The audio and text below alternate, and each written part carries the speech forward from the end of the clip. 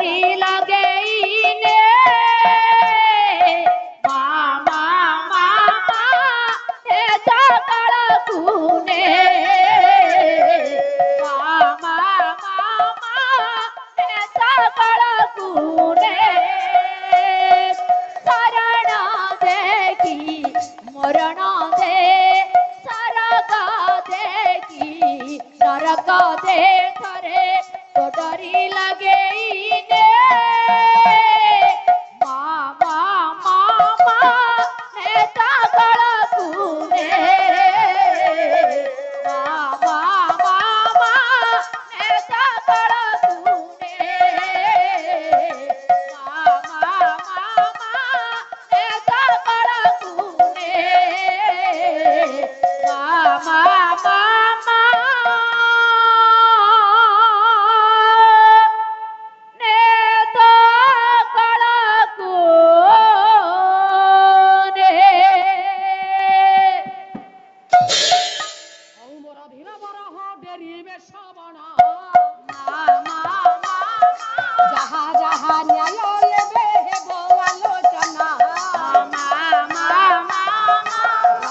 बापा माने आसंतु आज्ञा विषय वस्तु को शीघ्र शीघ्र आग को नहीं जावा देवर्षि नारद ये समस्त तालपत्र लिखित पोथी की नहीं चलिए आज्ञा जाई पहुंची गले से 16 वर्षर माँ पाखरे तालपत्र लिखित पोथीटा को माँ हस्तर नहीं कि धरई देले कहले माँ ए माँ माँ तमे गोटे काम कर ये तालपत्र पोथीटा को ने दियो माँ प्रतिदिन ब्राह्मण मुहूर्त उठिब ये तालपत्र पोथी जो पुराण लिखाई तमें से पुराण को पाठ कर पुराण पढ़िले तुम पिला दुई जन निश्चित आरोग्य हो जाए हाँ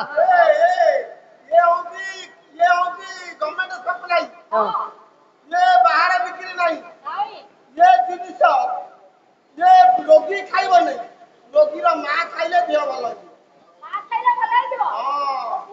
माँ ए माँ प्रतिदिन तमें ब्राह्मण मुहूर्त उठी नित्यकर्म सारी ये तालपत्र लिखित पोथी को अध्ययन कर ये पुराण एमती शक्ति अच्छी तुम पिला दी जन शुणिले से निश्चित आरोग्य हो जाए बापा मान देवर्षि नारद तालपत्र पोथी को दे विदा नहीं कि चलीगली प्रतिदिन आज्ञा परदिन प्रभात उठी नित्यकर्म सारी ये तालपत्र लिखित पोथी प्रथम पुराण अष्टादश पुराण पुराण हूँ 18टा आज्ञा अष्टादश पुराण कौन भगवान व्यास गोटे श्लोक लिखिले कहले मदयं भदयं शैव त्रयं व चतुष्टयं नापलिंग पुष्कानि पुराणानि अष्टादश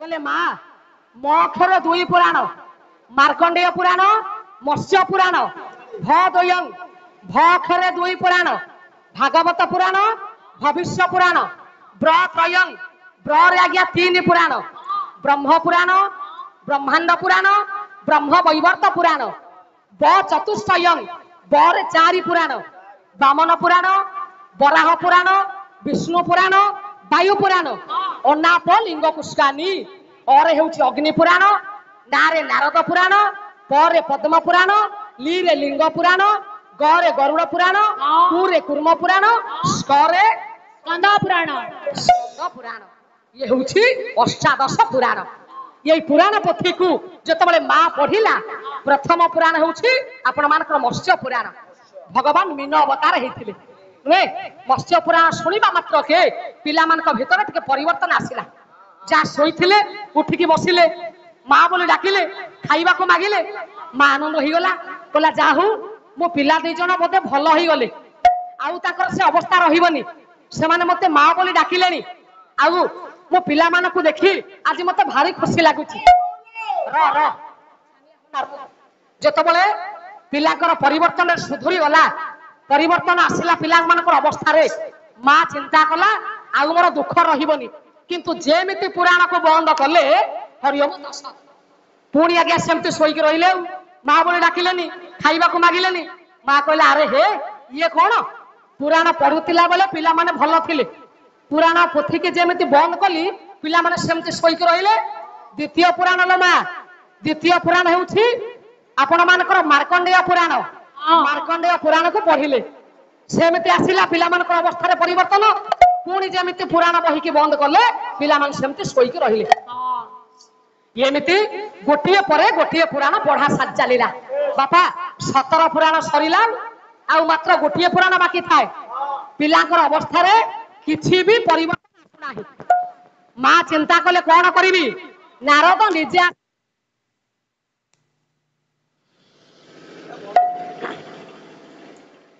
नारद कहले मां तमे सब पुराण पढ़ी सारलोनी ना? हां आ गोटे पुराण मात्र बाकी अछि। बोले सेई पुराण को पढ़ुन से बा सबुठारु श्रेष्ठ पुराण। ताले कोंतो तो देखी विश्व रे जेते पुराण अछि सबुठारु श्रेष्ठ पुराण किए बापा? गोटिए पुराण। से कि आपण मानकर ओडिया भागवत रे अति बड़ी जगन्नाथ दास प्रमाण कले। बोले सर्व पुराण मध्य सारा भागवत नाम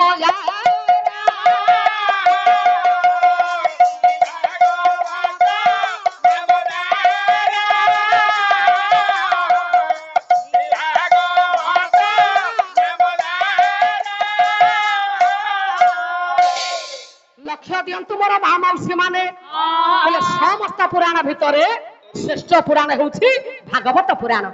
भगवान व्यास मध्य सम्मति देले श्रीमद् भागवत पुण्य मायुर आरोग्य पुष्टिदम पठनाथ बणात वापी सर्व पापी प्रमुच्यते। समस्त पुराण भितरे श्रेष्ठ पुराण हेउछि बापा भागवत पुराण। ताले भागवत पुराण को आपण माने समस्त प्रतिदिन पढ़िबा कथा। काई के कथा कहउछि ना आपण मानकर जगन्नाथ दास कोन कहिले बोले परम शास्त्र भागवत अभ्यास करोति वनित्या अभ्यास करोति वनित्या अभ्यास करोति वनित्या। परम शास्त्र भागवत सबुदिन आपण माने अध्ययन करिवे। भागवत द्वादश स्कंद जगन्नाथ दास लिखिछंती त्रयोदशम स्कंद पुणी से निजे लिखि नांती ताकर जने बंधु मध्य से लिखिछंती त्रयोदशम स्कंद। ये त्रयोदशम स्कंद भागवत पढ़िले बा द्वादश स्कंद भागवत पढ़िले आपन को जेतिक पुण्य मिलिबो भागवतर गोटिए उपाख्यान सेई उपाख्यान को पढ़िले बा सुनिले सेतिक पुण्य फल रे आपन अधिकारी हेई परिबे। ताले से उपाख्यान कोन? गोकर्ण धुंदुकारी उपाख्यान। भागवतर गोकर्ण धुंदुकारी उपाख्यान गोटाई श्लोक आणुछि गोकर्ण धुंदुकारी उपाख्यान रु आपण मानकर पद्म पुराण रे व्यास भगवान प्रमाण कले। सुर बाबू कहले तुंगभद्रा तटे पूर्वम भूत पतन भूत चक्रवर्णा स्वधर्मेण धर्म तत्परा।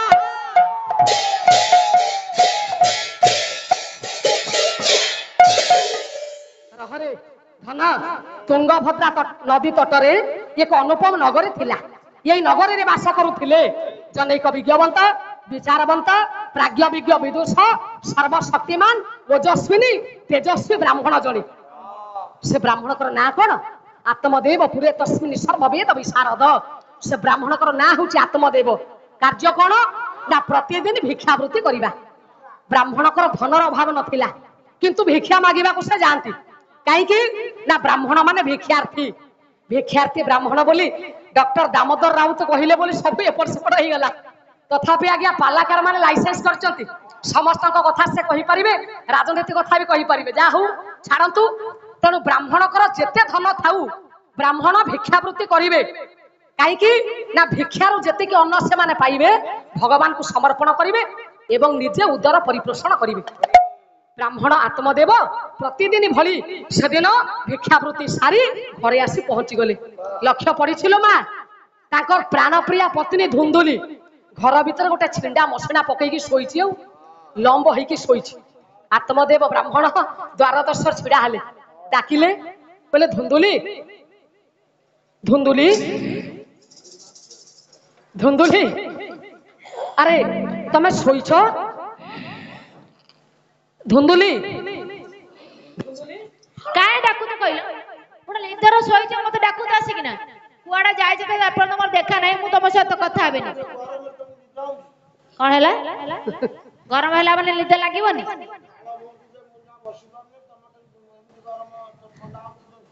ଧୁନ୍ଦୁରି ଆରେ ତୁମ ପ୍ରତିଦିନ ଫେରିଲେ ତମେ ପାଦ ଧୌତ କରିବା ପାଇଁ ଅପେକ୍ଷା କରିଥାଅ। ଆଜି ଏମିତି ଲମ୍ବ ହେଇକି ଶୋଇବାର କାରଣ କଣ କି ସଖୀ? ପଦେ ମତେ ହସି ହସି କଥା କହିବନି? କଥା କହିବି ତମ ଆରେ ସହିତ। କେତେ ଗ୍ରୀଷ୍ମ ତାପ ଦେଖୁଛ? ଗାଁ ଗାଁ ବୁଲି ବୁଲି ମତେ କେତେ ପରିଶ୍ରମ ହେଇଛି। ମୁଁ କେତେ ପରିଶ୍ରମ କରି ଆସିଛି ହଁ ତୁମ ଠାରୁ ମଧୁର କଥା ପଦେ ଶୁଣିବା ପାଇଁ। ହଁ କିନ୍ତୁ ତମେ ଆଜି ମତେ କଥା କହିବନି? ମୁଁ କଥା ତୁର ମୁଁ ତ ଡାକୁଛି ମୋ ସ୍ତ୍ରୀ କି ତମେ କିଏ? ମୁଁ ତା ରିକ୍ସା ବାଲା। କହିଲା ରିକ୍ସା ବାଲା। ଚୁପ ହେଇକି ବସ। ସଖୀ ପଦେ କଥା କୁହ। ନା ମୁଁ କଥା ହେବିନି। ଅଭିମାନ ଦୂର କର। ନା ଓହୋ ଏ ଉପରମଣି କିରେ ରହ ଟିକେ କାହିଁକି ଗଡ ଗଡ ହଉଛୁ? ଗୋଟେ ସ୍ୱାମୀ ଡାକୁଛି ସ୍ତ୍ରୀ କି ଉପର ମୁଇଁ ବାଡେଇକି ମୁଣ୍ଡ ଛତୁ କରିଦେବି। ଡାକୁଛନ୍ତି ଆତ୍ମଦେବ ବ୍ରାହ୍ମଣ। କହିଲେ ହେ ସଖୀ ପଦେ କଥା କୁହ। କଥା ହେବିନି ମୁଁ। ଅଭିମାନ ଦୂର କର। ନା ଟିକେ ମୋ ପାଖକୁ ଆସ। ଯିବିନି ତମ ପାଖକୁ। ଆସ ସୁନ୍ଦରୀ। ଯଦି ହେଇଛି କହୁନା ପରିଷ୍କାର। କହିବି କହିବି। ସେ କାହିଁ କୁଆଡେ ଯାଇଥିଲେ ଏପର୍ଯ୍ୟନ୍ତ ଦେଖା ସଖୀ ସାକ୍ଷାତ ନାହିଁ। ଏ ସଖୀ କଥା କହିବନି? ନା କଥା ହେବିନି। ପଦଟି ଆଣିବି ବାପା। ବାଙ୍କା ଦାସକୁ ଆଣିବା। ଆଉ ବାଙ୍କା ନ ଆସିଲେ ପାଲା ଫାଙ୍କା ଲାଗିବ। ଗୋଟାଏ ପଦ ଗାଇବି ବାଙ୍କା ଦାସଙ୍କର ଚୌପଦୀ। ଡାକୁଛନ୍ତି ଆତ୍ମଦେବ ବ୍ରାହ୍ମଣ। କହିଲେ ହେ ସୁନ୍ଦରୀ, ହେ ଜବାଧରି, ହଁ। ହେ ମୀନ ନୟନା, ହେ ଗଜଗମନି, ହଁ। ହେ ଚାରୁଶିଳୀ। ହଁ। ପଦେ ମତେ କଥା କୁହ। କଥା ହେବିନି। ଅଭିମାନ ଦୂର କର। ନା କଥା କହିବନି? ନା ସତରେ ମୋ ପାଖକୁ ଆସିବନି? ଯିବିନି ତମ ପାଖକୁ। ରବି ପ୍ରିୟା ଜାତୀୟତ। ସେଇଥର କହିଲଣି କଥା କହିବୁନି ତା ଭିତରେ କଥା କହୁଛୁ। ଆଉ କଣ କଥା କହୁନୁ? ଆଉ କଣ କହୁଛୁ? ନାଇଁ ହେ, କହୁଛୁ। ର ତୁ ତମେ ଆମ ମଝିରେ କାହିଁ ପଶଛ? ର ପାଟିକନା। 7/12 ଚୌପଦୀ ରଚନା କରିଛନ୍ତି ବାଙ୍କା। 12 ହଉଛି ମା 7। ରବିବାର, ସୋମବାର, ମଙ୍ଗଳବାର, ବୁଧବାର, ଗୁରୁବାର, ଶୁକ୍ରବାର, ଶନିବାର। ପ୍ରଥମ ବାର ହଉଛି ରବିବାର। ଡାକୁଛନ୍ତି ଆତ୍ମଦେବ ବ୍ରାହ୍ମଣ। କହିଲେ ସଖୀ ରବି ପ୍ରିୟା ଜାତୀୟତ, ରବି ପ୍ରିୟା ଜାତୀୟତ, ନାଗରୀ ଭରରେ ରବି ପ୍ରିୟା ଜାତୀୟତ, ନାଗରୀ ଭରରେ ରବି ପ୍ରିୟା ଜାତୀୟତ, ନାଗରୀ ଭରରେ ରବି ପ୍ରିୟା ଜାତୀୟତ। ହୋମମୁଖୀ ନରହାସୀ, ହୋମମୁଖୀ ନରହାସୀ, ହୋମମୁଖୀ ନରହାସୀ, କେଡ଼େ ଭରରେ ରବି ପ୍ରିୟା ଜାତୀୟତ, ନାଗରୀ ଭରରେ ରବି। ହେ ସୁନ୍ଦରୀ, ହେ ଜବାଧରି, ହଁ ହେ ମୀନ ନୟନା, ହଁ ହେ ଗଜଗମନି, ତମେ ପରା ମୋର ରବି ପ୍ରିୟା। ରବି ହେଲେ ବାପା ସୂର୍ଯ୍ୟ। ସୂର୍ଯ୍ୟଙ୍କର ପ୍ରିୟା ହେଲେ କଣ? ଆରେ ସ୍ୱାମୀ କହୁଛି ସ୍ତ୍ରୀ କି ଲଣ୍ଡିନା ନା। ରବି ସୂର୍ଯ୍ୟଙ୍କର ପ୍ରିୟା। ହଁ। ନାରୀ ଜାତି 4 ପ୍ରକାର ଅଛନ୍ତି। ପଦ୍ମିନୀ, ଚିତ୍ରିଣୀ, ଶଙ୍ଖିନୀ, ହସ୍ତିନୀ। କହିଲେ ସଖୀ ତମେ ପରା ମୋର ପଦ୍ମିନୀ ଜାତିଆ ପତ୍ନୀ। ସତରେ କଥା କହିବନି? ତମେ ଯେତେ କଣ ଲାଗି କହିଲେ ମୁଁ ତମ କଥା ଶୁଣିବିନି କି କଥା ହେବିନି। କହିଲେ ସୋମମୁଖୀ ଦରହାସୀ। ସୋମ ହେଉଛନ୍ତି ଚନ୍ଦ୍ର। ନାରୀ ମାନଙ୍କୁ ବିଧୁବଦନା ବୋଲି କୁହାଯାଏ। କହିଲେ ହେ ବିଧୁବଦନା, ହଁ ପଦଟିଏ ମତେ କଥା କୁହ। ନା ସୋମବାର ଗଲା, ରବିବାର ଗଲା, ଆସିବ ମଙ୍ଗଳବାର। କହିଲେ ମଙ୍ଗଳ ନୟନା ଧାରୀ, ଓରି ନାରୀ ନୁହେଁ ସରି।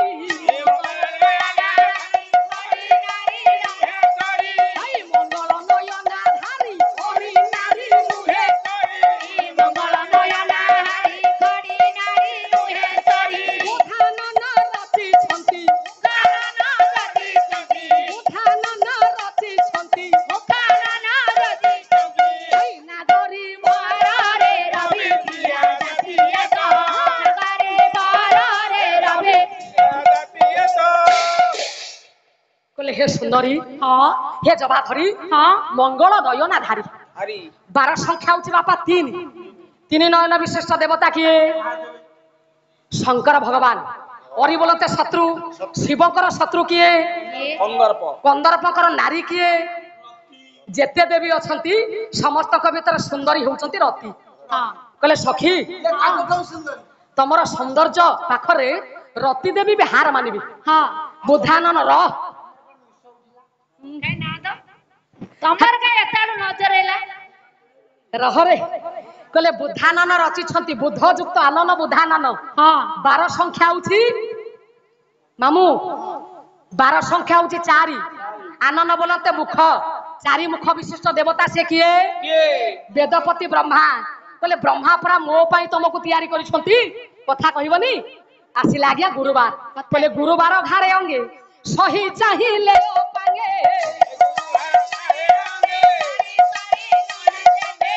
गुरुवार घारे अंगे सही चाहिए पांगे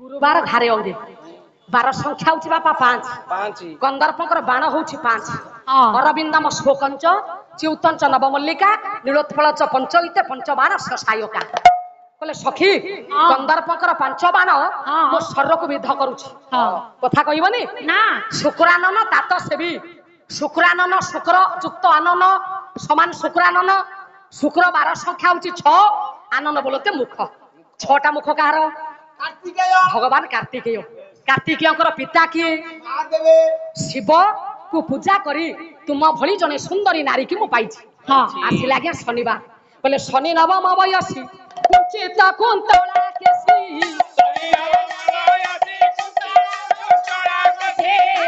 नवम अवयसी कुंचित कुंतला केसी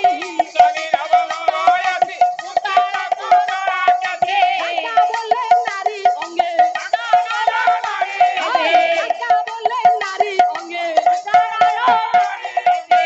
ये सात बार रे रवि पिया जाते रवि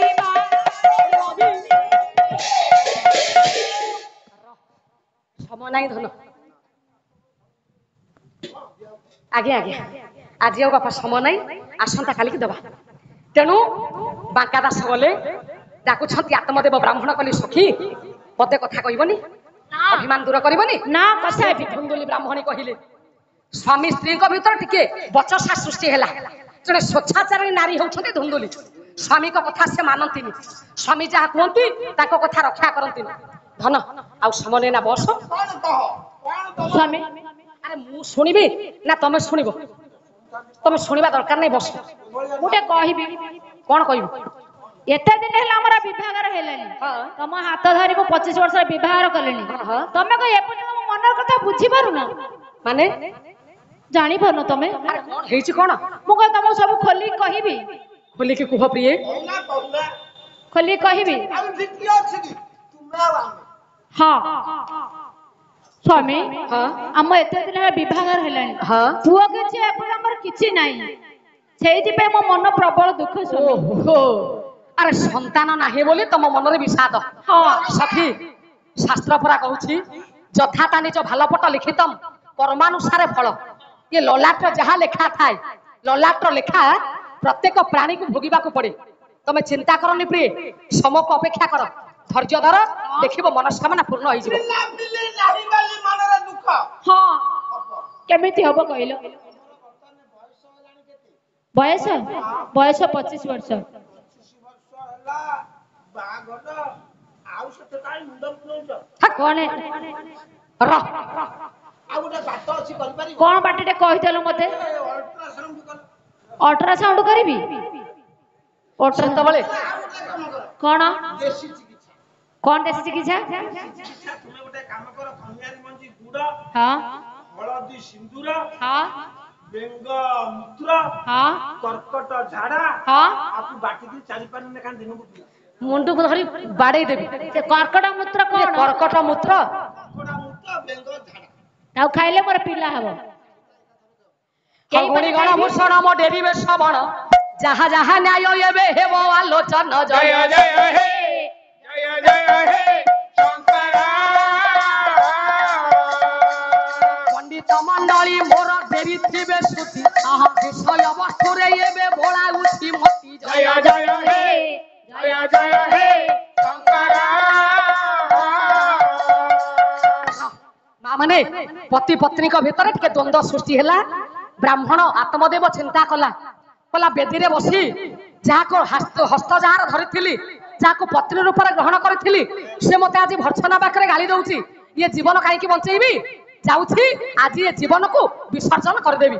ଏଇ କଥା ଚିନ୍ତା କରି କରିଲା ଗମନ ଗଙ୍ଗା ନଦୀ ନିକଟରେ ମିଳିଲା ଯାଇ ଜୟ ଜୟ ହେ ଜୟ ଜୟ ହେ ଶଙ୍କର। ଧୀରେ ଧୀରେ ସମୟ ଯେ ହେଲା ଅବସାନ ଏଣିକି ଯାହା ହୋଇବ ଶୁଣ ଦେଇ ମନ। ଜୟ ଜୟ ହେ ଜୟ ଜୟ ହେ ଶଙ୍କର। ବାପା ମାନ ଆତ୍ମଦେବ ବ୍ରାହ୍ମଣ ବେକରେ ଗୋଟେ ପଥର ବାନ୍ଧି ଗଙ୍ଗାରେ ଲମ୍ପ ପ୍ରଦାନ କରିବେ। ଯେତେବେଳେ ଲମ୍ପ ପ୍ରଦାନ କରିବା ପାଇଁ ଯାଉଛନ୍ତି ପୃଷ୍ଠ ଭାଗରେ ଛିଡା ହେଇଛନ୍ତି ଜଣେ ସାଧୁ ମହାତ୍ମା। ସେ କିଏ? ସାଧୁ ଡାକିଲେ କହିଲେ ଆତ୍ମଦେବ ରୁହ ରୁହ, ତମେ କଣ କରୁଛ? ମସ୍ତକରେ ଜଟା ଭାର ହସ୍ତେ କମଣ୍ଡଳୁ ତାର ଭୋଲାରେ ହସ୍ତେ କମଣ୍ଡଳୁ ତାର ଭୋଲାରେ ହସ୍ତେ କମଣ୍ଡଳୁ ତାର গৈରିକ ବସନ ଅଙ୍ଗେ ଦିଶେ ଶୋଭନା। ଧନରେ ଆଉ ବେଶୀ ସମୟ ନେବାନି। ସଙ୍ଗୀତ ଭାଇ ଭଉଣୀ ମାନେ ମୋର ଆସି ବସିଲେଣି। କଥାକୁ ମାତ୍ର 5 ମିନିଟ ଭିତରେ ସାରିବେ। ଆଜ୍ଞା ଆପଣ ଆଉ ଛିଡା ହୁଅନ୍ତୁନି, ଆପଣ ଛିଡା ହେଲେ ଡେରି ହବ। ଆଉ ଯାଉନାହାନ୍ତି, କିଏ ଅଟକେଇଛି କି? ସମସ୍ତେ ତ ଦିନେ ମରିବା। ଆପଣ ଆଗରୁ ଯିବେ, ଯାଆନ୍ତୁ। ଆତ୍ମଦେବ ବ୍ରାହ୍ମଣ ଚାଲିଲେ।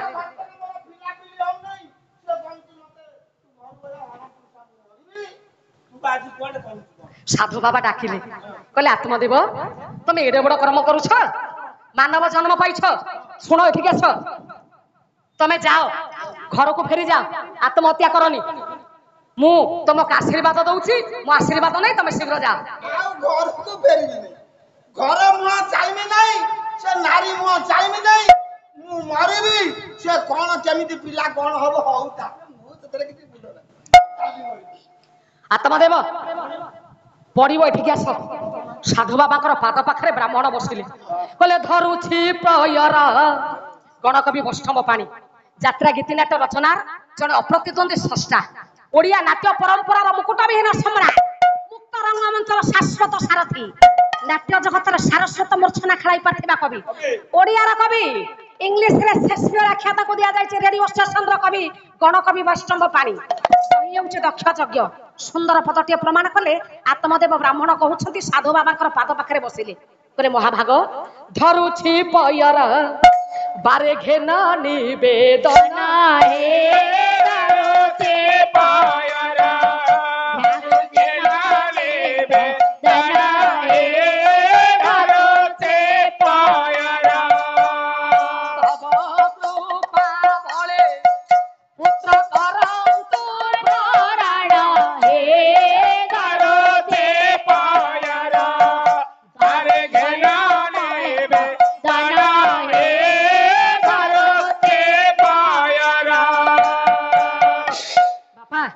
ମାତ୍ର 2 ମିନିଟ, ଆଉ 2 ମିନିଟରେ କଥା ସାରିବି। ବ୍ରାହ୍ମଣକୁ ସାଧୁ ବାବା କୁ ବ୍ରାହ୍ମଣ କହିଲେ, ସାଧୁ ବାବା କାନ୍ଧରେ ପଡିଥିଲା ଗୋଟେ ଝୁଲା ମୁଣି, ମୁଣି ଭିତରୁ ଗୋଟେ ଫଳ କାଢିଲେ। ଫଳଟାକୁ କାଢି ଆତ୍ମଦେବଙ୍କ ହସ୍ତରେ ଦେଲେ। ଆଉ ସମୟ ନେନା, କହିଲେ ଫଳକୁ ନେଇକି ଯା, ତୁମ ସ୍ତ୍ରୀ କି ଦବ, କହିବ ସେକୁ ଖାଇବ, ଖାଇଲା ପରେ ଗୋଟେ ସୁନ୍ଦର ପୁତ୍ର ସନ୍ତାନ ଜନ୍ମ ଦେବ। ଆତ୍ମଦେବ ନେଇକି ପଳେଇଲେ, ନିଜ ପତ୍ନୀକି ଦେଇଦେଲେ। ପତ୍ନୀ ଯେତେବେଳେ ଫଳକୁ ଖାଇବାକୁ ଯାଉଛି, ପତ୍ନୀ ଘରକୁ ଆସିଥିଲେ ତାଙ୍କ ସାନ ଭଉଣୀ କହିଲା ଅପା ତୁ ଏ ଫଳ ଖାଆନି, ଇଏ ଫଳକୁ ନେଇଯା ଗାଈ ପାଟିରେ ଦେଇଦେବୁ, ଗାଈକି ଦେଇଦେ, ମୋ ଗର୍ଭରେ ଗୋଟେ ସନ୍ତାନ ଅଛି, ମୋ ସନ୍ତାନକୁ ମୁଁ ତୋତେ ଆଣି ସମର୍ପଣ କରିବି, ତା ପ୍ରତିବଦଳରେ ତୁ ମତେ କିଛି ଧନ ଦବୁ। କଥା ରହିଲା ଆଜ୍ଞା। ଆତ୍ମଦେବ ବ୍ରାହ୍ମଣଙ୍କର ପତ୍ନୀ ଗର୍ଭବତୀ ନାରୀର ଅଭିନୟ କଲା। ଇଏ ତା ସାନ ଭଉଣୀ ଗର୍ଭରେ ସନ୍ତାନ ରହିଛି। ସନ୍ତାନ ଜନ୍ମ ହେଲେ ସାନ ଭଉଣୀ ଆଣି ବଡ ଭଉଣୀକୁ ସମର୍ପଣ କରିବ, ତା ବଦଳରେ ଧନ କିଛି ନବ। ଦୀର୍ଘ ଦିନ ଗତ ହେଇଗଲା, ଇଏ କଥା ଆତ୍ମଦେବ ବ୍ରାହ୍ମଣକୁ ଜଣା ନାହିଁ। ଗାଈ ଖାଇଛି ଫଳ, ଗାଈର ଗର୍ଭ ଧୀରେ ଧୀରେ ବଢିବାକୁ ଲାଗିଲା। ଇଏ ନେଇ ବାପା ଗାଈର ଗର୍ଭ ବଢୁଛି, ତେଣେ ସାନ ଭଉଣୀର ଗର୍ଭ ବଢିଛି। 10 ମାସ ଗର୍ଭ ପୂର୍ଣ୍ଣ ହେଇଗଲା। ସାନ ଭଉଣୀ ଗର୍ଭରୁ ସନ୍ତାନଟିଏ ଜନ୍ମ ହେଲା। ତାର ଅତି ଆତ୍ମୀୟ ବ୍ୟକ୍ତି, ତା ନାଁ ହେଉଛି ଗୋବିନ୍ଦ। ଗୋବିନ୍ଦ ହସ୍ତରେ ଖଣ୍ଡେ ପତ୍ର ଲେଖି ସାନ ଭଉଣୀ ପଠେଇଦେଲା ବଡ ଭଉଣୀ ପାଖକୁ। ନାହିଁ ପତ୍ର ଯାହା ଲେଖା ଯାଇଛି ସେଇ ଅନୁସାରେ କାର୍ଯ୍ୟ କରିଛି ଧୁନ୍ଦୁଲି ବ୍ରାହ୍ମଣୀ। ସେଇଆ ହେଲା ଆଜ୍ଞା। ଗୋବିନ୍ଦ ଗୋବିନ୍ଦ ଆରେ ପତ୍ର ଲେଖିବ ଲେଖ ଲେଖ ଅପା ଅପା ମୋର ଭୂମିଷ୍ଠ ପ୍ରଣାମ ଗ୍ରହଣ କରିବ ମୋର ଭୂମିଷ୍ଠ ପ୍ରଣାମ ଗ୍ରହଣ କରିବ ଗଲା କାଲି ରାତ୍ରିରେ ମୋ ଗର୍ଭରୁ ଗୋଟିଏ ସନ୍ତାନ ଜନ୍ମ ନେଇଛି ପୂର୍ବ ସର୍ତ୍ତ ଅନୁସାରେ ସେ ସନ୍ତାନକୁ ମୁଁ ତୋ ହସ୍ତରେ ଦେବା ପାଇଁ ପ୍ରତିଜ୍ଞା କରିଥିଲି ତେଣୁ ତୁ ଗର୍ଭର ବେଦନା ସହି ପାରୁନାହୁଁ ବୋଲି ଚିତ୍କାର କରି କାନ୍ଦିବୁ ତୋ ସ୍ୱାମୀ ବୈଦକୁ ଡାକିବାକୁ ଯିବା ସମୟରେ ମୁଁ ମୋ ପୁତ୍ର ସନ୍ତାନକୁ ନେଇ ତୋ ପାଖରେ ପହଞ୍ଚେଇବି ରହୁଛି ଇତି ତୋର ସାନ ଭଉଣୀ ଆଉ କି ପଦ ଲେଖିଛେ ଦେଖେ ନାନୀ ତୁ ଜାଣିବୁ ଆମେ ଦି ଭଉଣୀ ଗୋଟିଏ ମା ପେଟରୁ ଗୋଟିଏ ନାଇଁ ଦୁଇ ଖଣ୍ଡ ହୋଇ ଜନ୍ମ ହେଇଥିଲେ ହେଲେ କିନ୍ତୁ ତୁ ବଡ ଘରେ ବାହାହେଲୁ ମୁଁ ଗରିବ ଘରେ ବାହାହେଲି ତୋର ଧନ ରତ୍ନ ମାଡି ଯାଉଛି ମୋର କିଛି ନାହିଁ ହେଲେ କିନ୍ତୁ ଜାଣିବୁ ତୋର ପିଲାପିଲି ନାହିଁ ମୋର ଘୁଷୁରୀ ଛୁଆ ଭଳିଆ ମାଡି ଯାଉଛି ଇତି ତୋ ସାନ ଭଉଣୀ ମାଇପାରା କଣ କହିବ କୁହନି ଏରେ ଗୋଟେ ଭଉଣୀ ପାଖକୁ ଏଇ ଚିଠି ଲେଖୁଛି ମାଇପାରା ଚୁପ ହେଇକି ବର୍ଷ ପାଟି କରନି ପତ୍ର ନେଇକି ଗୋବିନ୍ଦ ଆଜ୍ଞା ଚାଲିଲେ ଯାହା ପତ୍ର ଲେଖା ଯାଇଥିଲା ସେଇ ଅନୁସାରେ ବଡ ଭଉଣୀ କାର୍ଯ୍ୟ କଲା ଚିତ୍କାର କରି କାନ୍ଦୁଛି ଗର୍ଭର ଯନ୍ତ୍ରଣା ସହି ପାରୁନି ଆତ୍ମଦେବ ବ୍ରାହ୍ମଣ ସାଧୁ ବାବାଙ୍କୁ ଡାକିବାକୁ ଗଲେ ସାଧୁ ବାବା ଆସିଲେ ଗର୍ଭର ଯନ୍ତ୍ରଣା ଲାଘବ କରିବେ ଠିକ ଏଇ ସମୟକୁ ଅପେକ୍ଷା କରିଥିଲା ସାନ ଭଉଣୀ ଗୋବିନ୍ଦ ହସ୍ତରେ ପୁତ୍ରକୁ ଦେଇ ପହଞ୍ଚେଇ ଦେଇଛି ବଡ ଭଉଣୀ ପାଖରେ ପୁଅଟି ଶୋଇଛି ଆତ୍ମଦେବ ବ୍ରାହ୍ମଣ ଯେତେବେଳେ ଘରେ ଆସି ପହଞ୍ଚିଲେ ଲକ୍ଷ୍ୟ ପଡିଛି ଆଜ୍ଞା ବୋଲେ ଚିରନ୍ଧ ଚକ୍ଷୁ ଖୋଲିଛି ଏତେ ଦିନେ ମୋହରା ଆକାଶେ ଉଦୟ ହେଲେ କି ଦିବା ବୋଲେ ଏତେ ଦିନ ପରେ ଭାଗ୍ୟ ଆକାଶରେ ଚିରନ୍ଧ ଚକ୍ଷୁ ଖୋଲିଛି ଏତେ ଦିନ ପରେ ଭାଗ୍ୟ ଆକାଶରେ ପୂର୍ଣ୍ଣିମା ଚାନ୍ଦ ଉଇଲେ ଆଜି ମୋ ଘରକୁ ମୋ ସନ୍ତାନ ଆସିଛି ବାପା ମାନେ କେତେ ସୁନ୍ଦର କଥା ଆଜ୍ଞା ନିଜ ପତ୍ନୀ ଗର୍ଭବତୀର ଅଭିନୟ କରିଛି ଗାଈ ଫଳ ଖାଇଲା ଗାଈର ଗର୍ଭ ମଧ୍ୟ ବଢିବାକୁ ଲାଗିଲା ଗାଈ ଗର୍ଭରୁ ଗୋଟେ ସୁନ୍ଦର ସନ୍ତାନ ଜନ୍ମ ନେଇଥିଲା ତତ୍କାଳୀନ ସମୟର ସତ୍ୟ ଯୁଗରେ ସେ ପୁଅଟା କିଏ ଗାଈ ଗର୍ଭରୁ ଜନ୍ମ ହେଇଛି ତା ନାଁ ରହିଥିଲା ଗୋକର୍ଣ୍ଣ କାହିଁକି କହିଲେ ମଣିଷ ଭଳିଆ ଶରୀର ଗୋରୁ ମାନଙ୍କର ଯେମିତି କର୍ଣ୍ଣ ଥାଏ ସେମିତି ଦୁଇ ପଟର ଦିଟା କର୍ଣ୍ଣ ଅଛି ଆତ୍ମଦେବ ବ୍ରାହ୍ମଣ ପୁଅର ନାଁ ଦେଇଥିଲେ ଗୋକର୍ଣ୍ଣ ଇଏନେ ନିଜ ପୁଅ ବୋଲି ଯାହାକୁ ଭାବୁଛନ୍ତି ତା ନାଁ ଦେଲେ ଧୁନ୍ଦୁକାରୀ ଏ ଦିଟା ସନ୍ତାନ ବ୍ରାହ୍ମଣଙ୍କ ଘରେ ବଢିଲା ବାପା କଥା ରହିଲା 16 ବର୍ଷର ମା ସେ ମାଟି କିଏ ଆଉ ତା ଦୁଇ ପାର୍ଶ୍ୱରେ ଯୋଉ ବୁଢା ପୁଅ ଦି ଜଣ ଶୋଇଛନ୍ତି ବୃଦ୍ଧ ସନ୍ତାନ ସେମାନେ କିଏ ତାଙ୍କର ପରିଚୟ କଣ ସୁନ୍ଦର କଥା ଆଜ୍ଞା ମୁଁ ସାନ ଭଉଣୀ ଯଦି ଜାଣିଥିବେ ଆସିଲେ ଏଉଠୁ ଗାଇବେ ନଚେତ ଆସନ୍ତା କାଲି କି ମୁଁ ପୁଣି ଏଉଠୁ ବି ସମସ୍ତ ଆରମ୍ଭ କରିବି 16 ବର୍ଷର ମା କିଏ ସେ ପୁଅ ଦି ଜଣ କିଏ ଆଉ ଇଏ ଯୋଉ କଥା ଭାଗବତ ପ୍ରସଙ୍ଗ ଭାଗବତ ମହାତ୍ମ୍ୟ ପଦ୍ମ ପୁରାଣର କଥା ୟାଡକୁ ଆହୁରି ସୁନ୍ଦର କଥା ରହିଲା ଯଦି ମୋର ଭଉଣୀ ଜାଣିଥିବେ ନିଶ୍ଚିତ ଆପଣ ମାନଙ୍କୁ କହିବେ ଆପଣ ମାନେ ଶୁଣିବେ ଆଜି ଏତିକିରେ କଥା ମୋର ରହିବା କାଲି ଦ୍ୱିତୀୟ ଥାକରେ ଦାସ ଆସିବ ଆଜି ଏତିକିରେ କଥା ମୋର ରହିବା କାଲି ଦ୍ୱିତୀୟ ଥାକରେ ଦାସ ଆସିବ ଆଜି ଏତିକିରେ କଥା ମୋର ରହିବା କାଲି ଦ୍ୱିତୀୟ ଥାକରେ ଦାସ ଆସିବ ଯାହା ଯାହା ପୁଣି ଦର୍ଶନ ମୀମାଂସା ଯାହା ଯାହା ପୁଣି ଦର୍ଶନ ମୀମାଂସା ଯାହା ଯାହା ପୁଣି ଦର୍ଶନ ମୀମାଂସା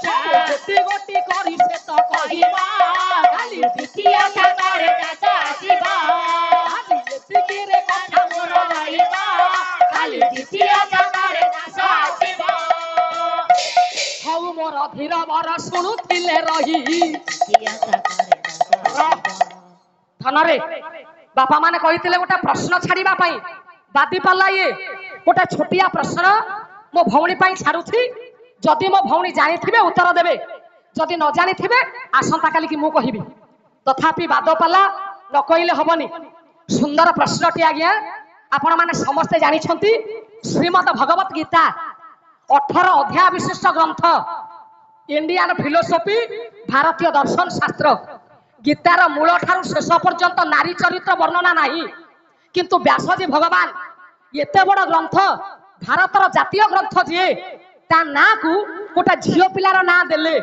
ସ୍ତ୍ରୀଲିଙ୍ଗାର୍ଥବୋଧ ଶବ୍ଦ ଲେଖିଲେ ଗୀତା। କାହିଁକି ଆଜ୍ଞା? ଆଉ କଣ କିଛି ନାଁ ନଥିଲା? ଗୋଟେ ଏତେ ବଡ ଗ୍ରନ୍ଥ ରଚନା ହେଲା, ତା ନାଁ କାହିଁକି ଗୀତା ଦେଲେ? ଅନେକ ଜାଗାରେ ଅନେକ ବାବୁ ମାନେ ପ୍ରଶ୍ନ ପଚାରନ୍ତି ଆମକୁ। ମୁଁ ଅନେକ ପ୍ରଶ୍ନର ମଧ୍ୟ ସମାଧାନ ଦେଇଛି। କେହି କେହି କୁହନ୍ତି ଅର୍ଜୁନ ହେଉଛନ୍ତି ଜୀବ, ଭଗବାନ କୃଷ୍ଣ ହେଲେ ପରମ। ପରମ ଜୀବକୁ କହୁଛନ୍ତି ବୋଲି ନାରୀ ସମ୍ବୋଧନ ହେଇଛି, ଗୀତା ହେଇଛି। ନା, ତା ଠିକ ନୁହେଁ। କେହି କେହି କୁହନ୍ତି ଗୀୟତେ ଇତି ଗୀତା, ଗାଇବାରୁ ଗୀତା। ନା, ତା ମଧ୍ୟ ଠିକ ନୁହେଁ। 18 ଅଧ୍ୟାୟ ବିଶିଷ୍ଟ ଗ୍ରନ୍ଥ, ଏଡେ ବଡ ଶାସ୍ତ୍ର, ତା ନାଁ କାହିଁକି ଗୀତା ବୋଲି ରଖିଲେ ବ୍ୟାସ? ଯଦି ମୋ ଭଉଣୀ ଜାଣିଥାନ୍ତି ଶ୍ଲୋକ ଅଛି, ସେଇ ଗୀତାରେ ଅଛି। ମୁଁ ମନକୁ କହୁନି, ଗୀତା ଭିତରେ ଶ୍ଲୋକ ଅଛି। ଯଦି ଜାଣିଥିବେ ଶ୍ଲୋକଟା ପଢିବେ, ଆପଣଙ୍କୁ ଉତ୍ତର ଦେବେ। ଆଉ ଯଦି ନ ଜାଣିଥିବେ ଆସନ୍ତା କାଲିକି ମୁଁ କହିବି। ହଉ ପଣ୍ଡିତ ମଣ୍ଡଳୀ ମୋର ଶୁଣୁଥିଲେ ରହି, ମୋ ବାୟା ମନରେ ଯାହା ଯାହା ଜାଣିଥିଲି କହିଲି ବୁଝାଇ। ମୋ ମାଉସୀ ମାନେ ରଖିଥିଲେ ଲୟ, ଏହି ଠାରୁ ଦାସ ଝିଅ ମାଗୁଛି ବିଦାୟ। ଆନନ୍ଦରେ ହରି ବୋଲ ହୁଳ ହୁଳି ଦେବ, ଧନ ଜନ ଗୋପଲକ୍ଷ୍ମୀ ପରିପୂର୍ଣ୍ଣ ହେବ। ବୀର ଦରବାରେ ମୋର ଏହି ନିବେଦନ, ହରି ବୋଲ ହୁଳ ହୁଳି କର ତାଳି। ଉଚ୍ଚ ସ୍ୱରେ ହରି ବୋଲ ହୁଳ ହୁଳି ଥିବ, ପ୍ରଭୁ ଦରବାର ଏବେ ଉଛୁଳି ପଡିବ। ହରି ବୋଲ ହୁଳ ହୁଳି ମୁଁ ସଙ୍ଗେ ନେବି ନାହିଁ, ଆପଣ ମାନଙ୍କୁ ଦୟା କରିବେ ବ୍ରହ୍ମାଣ୍ଡ ଗୋସାଇ। ଆଉ ଥରେ ଦାସ ଝିଅ କରି ଅଛି ଅଳି, ହରି ବୋଲ ସଙ୍ଗ ଥରେ ଥିବ ହୁଳ। ହଉ ଏଣିକି ଦିନ ଜନ ଶରଣ ରକ୍ଷଣ ମହାବାହୁ, ଦିନ ଜନ ଶରଣ ରକ୍ଷଣ ମହାବାହୁ, ଦିନ ଜନ ଶରଣ ରକ୍ଷଣ ମହାବାହୁ। ଆନନ୍ଦ ସାଗରେ ପୀର ଦରବାରେ ହରି ବୋଲ ହୁଳ ହୁଳି ଦିଅ, ଇଏ ବିଶ୍ୱର ଦୁଃଖ ଦୂରା ହେଉ।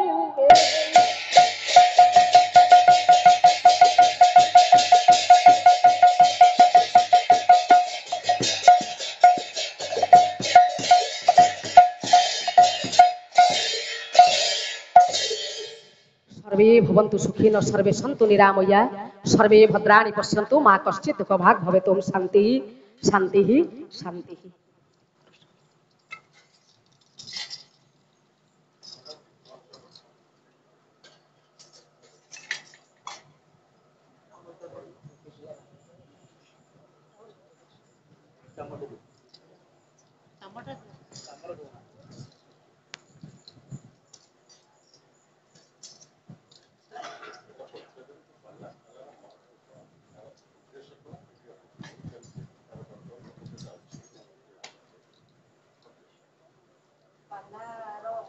ନିଶ୍ଚିତ ଭାବରେ ଅଛି। ପାଲା ହେଉଛି ଗୋଟେ ମୌଳିକ କଳା, ବୌଦ୍ଧିକ କଳା। ପାଲା ସଂସ୍କୃତି ବିଲୀନ ହୋଇଯିବା ପାଇଁ ବସିଥିଲା, କିନ୍ତୁ ଏବେ ପାଲା ସଂସ୍କୃତି ଆବୃତ ହେଉଛି, ଜନାବୃତ ହେଉଛି। ପାଲାରେ ଲୋକଶିକ୍ଷା ଅଛି, ଗଣଶିକ୍ଷା ଅଛି। ପାଲା ଗାୟକ ମାନେ ହେଉଛନ୍ତି ଜଣେ ଜଣେ ଗଣଶିକ୍ଷକ। ପାଲାରେ ସମାଜ ସଚେତନ ଅଛି, ନାରୀ ଜାଗରଣ ଅଛି, ଅସ୍ପୃଶ୍ୟତା ନିରାକରଣ ଅଛି। ପାଲାରେ ସାଇନ୍ସ ଅଛି, ହିଷ୍ଟ୍ରି ଅଛି, ଜୋଗ୍ରାଫି ଅଛି, ମ୍ୟାଥମେଟିକ୍ ଅଛି, ମା ପୁଅର କଥା ଅଛି, ବାପା ଝିଅର କଥା ଅଛି, ଭାଇ ଭଉଣୀର କଥା ଅଛି। ये सब किसी पाला संस्कृति अच्छे। तेणु ये मोर निजस्व मत, पाला हूँ गोटे बौद्धिक कला। पाला संस्कृति केवे भी विलीन हेब ना, कारण जड़े दक्ष पालाकार हो पार, जड़े सुयोग्य पालाकार जदि हो पार भगवान आशीर्वाद, तेज निश्चित भाव में पाला आदृत हो पार और जनादृत हो पाला को लोक मैंने ग्रहण करेंगे। आगामी युवपीढ़ी मुझे कहबी जे केवल पाला गाइले हेनी, पाला भीतर किसी तत्व दर्शन मालिका भागवत लोकशिक्षा प्रमुख भूमिका ग्रहण करुला लोकशिक्षा। जदि लोकशिक्षा अच्छी तो पाला आजिकल समाज में ग्रहण योग्य।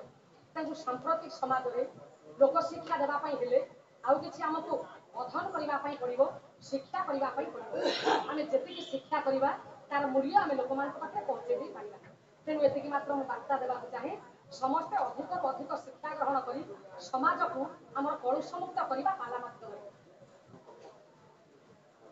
ମୁଁ ହେଉଛି ପାଲା ଗାୟିକା ଲକ୍ଷ୍ମୀପ୍ରିୟା ଦାସ, ଆମ ଘର ଜଗତସିଂହପୁର। ଗୁରୁ ହେଉଛନ୍ତି ଗାୟକ ଶେଖର ଜଗନ୍ନାଥ ବେହେରା ଏବଂ ମୋର ଦ୍ୱିତୀୟ ଗୁରୁ ଗାୟକ ବ୍ୟାସ ଲକ୍ଷ୍ମୀଧର ଦାସ।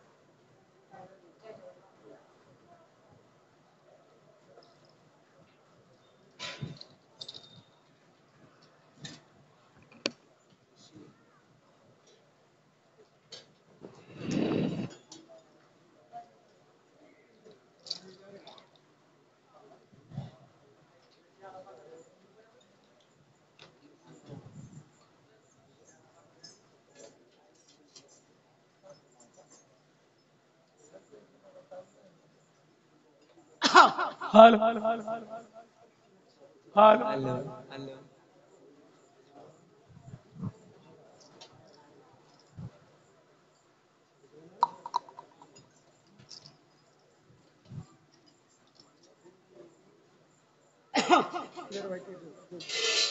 हेलो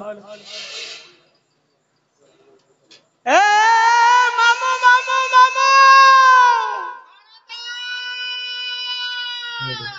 दीदी हमर पाला केते उच्चरे रखी गले धन जानि पारछु रे पारिबा तो रे बापा बिना गोड़ा पड़ा रे के छाड़िबो पोता जय जगन्नाथ स्वामी की कपिला गतिनी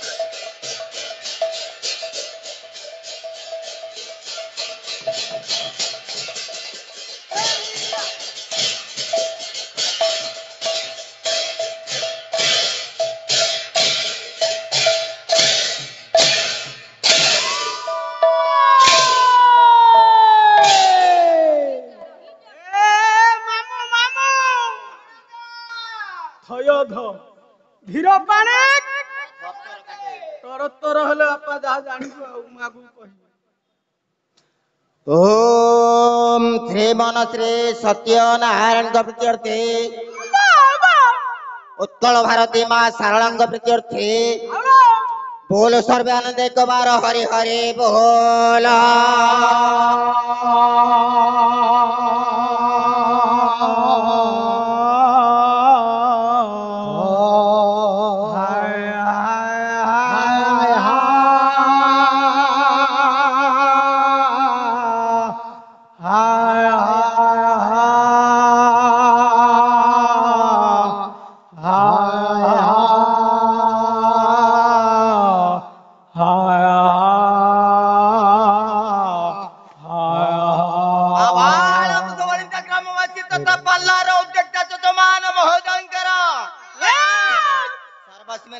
विस्तार करंतो भूल सर्वानंद एक बार हरि हरि बोल।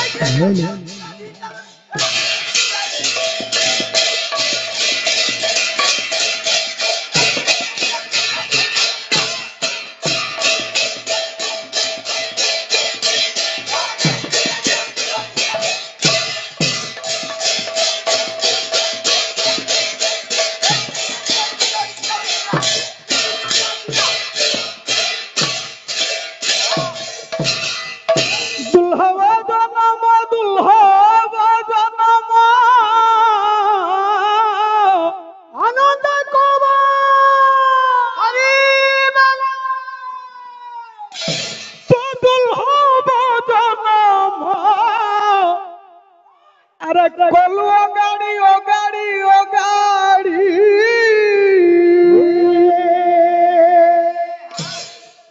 মনরে হরি ভজন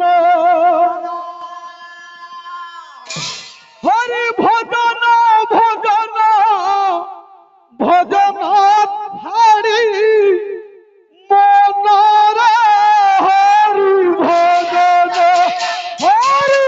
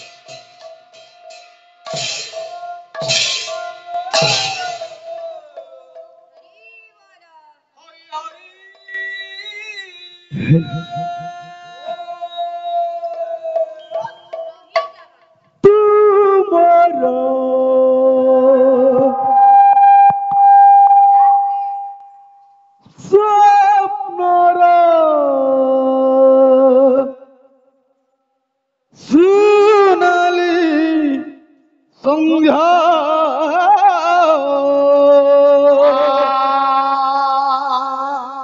দেখছি মু করোনা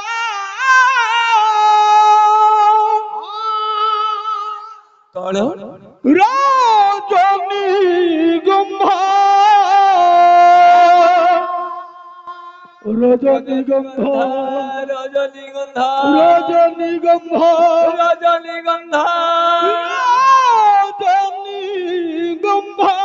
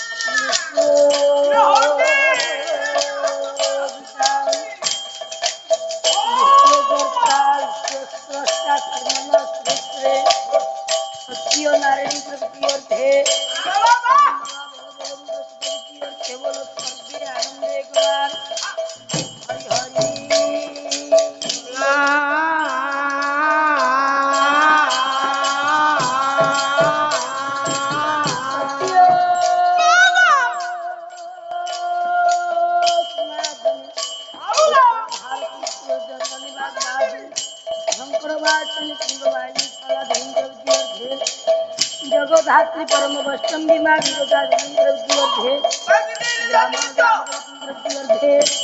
बोलो सर्वे आनंद एक बार हरि हरि बोलो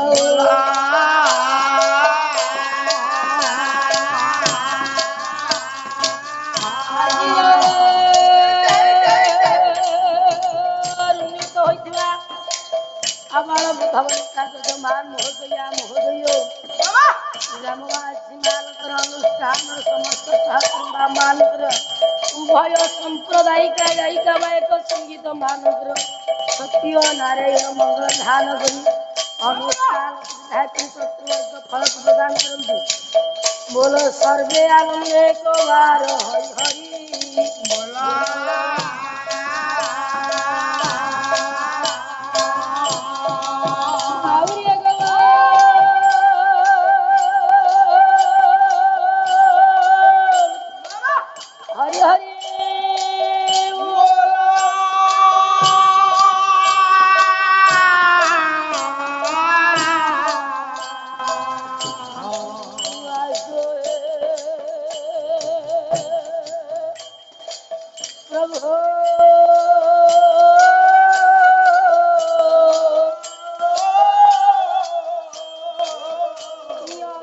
जन जन मारे गया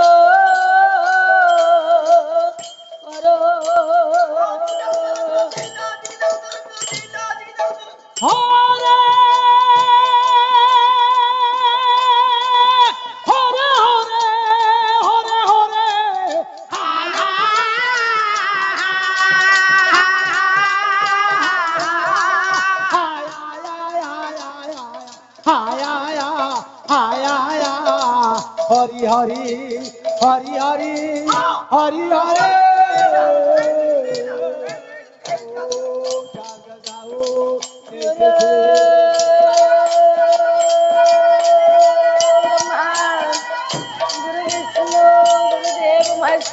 साक्षात परम ब्रह्म लक्ष्मी श्री गोविंद महाखंड मंडलाचरम दासकजलम साचरम सप्तदर्शम गणपति श्री गोविंद महा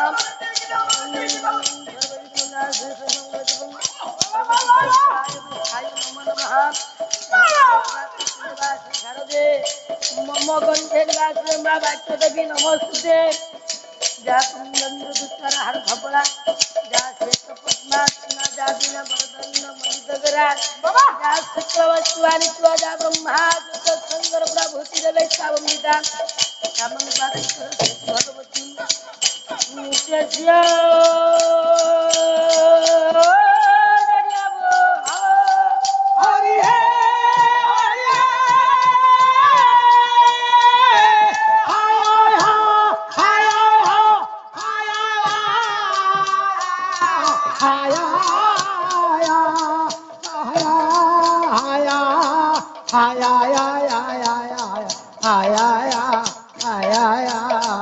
हरि हरि हरि हरि हरि हरे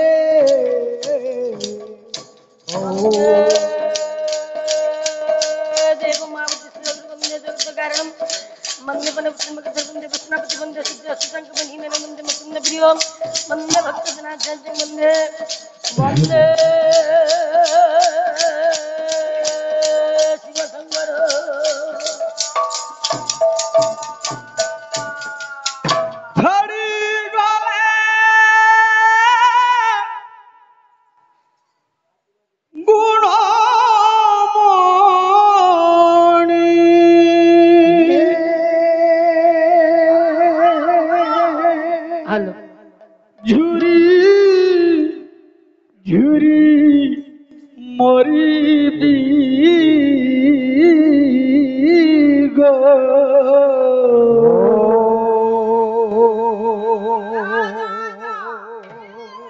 सजनी सजनी गो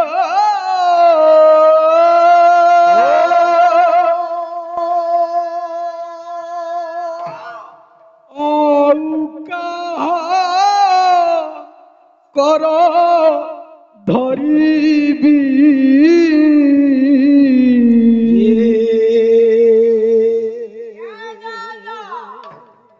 सजनी गो कर धरिबी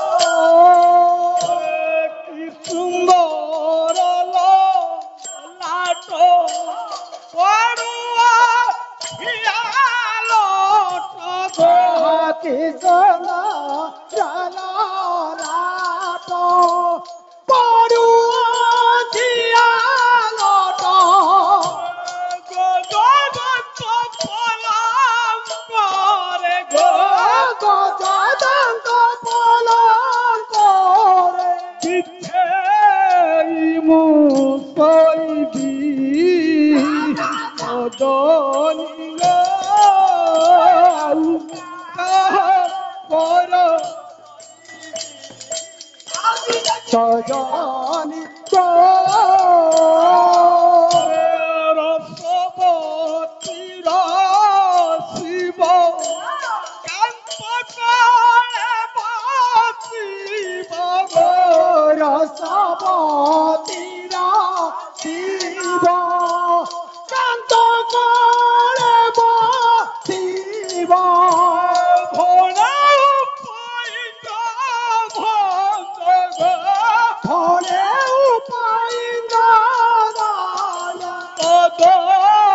তলে রহিবি জনি গাউ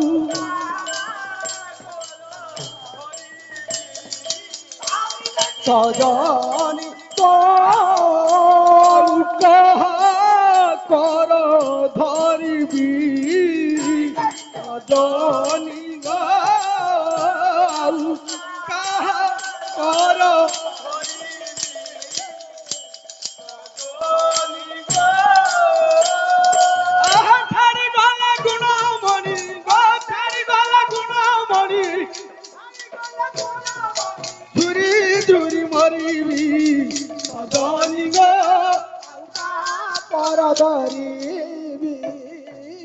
সজনী সজনী গা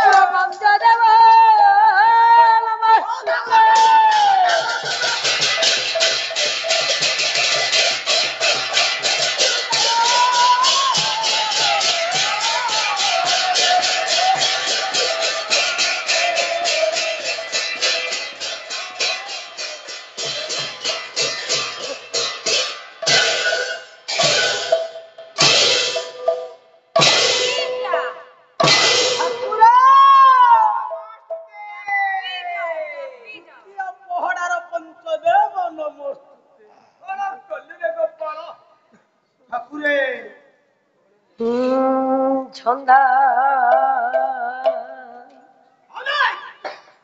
চরণ হে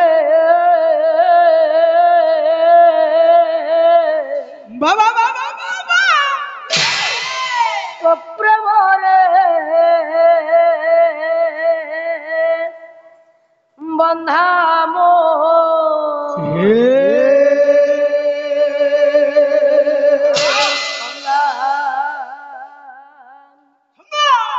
চরণ হে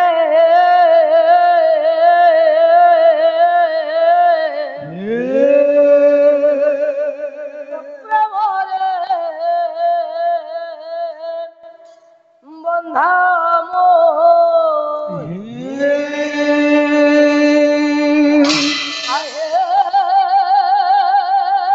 বংশীধর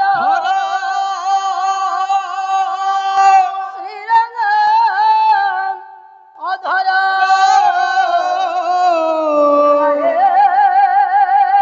বংশীধর শ্রীরঙ্গ অধর প্রেমরে বন্ধাম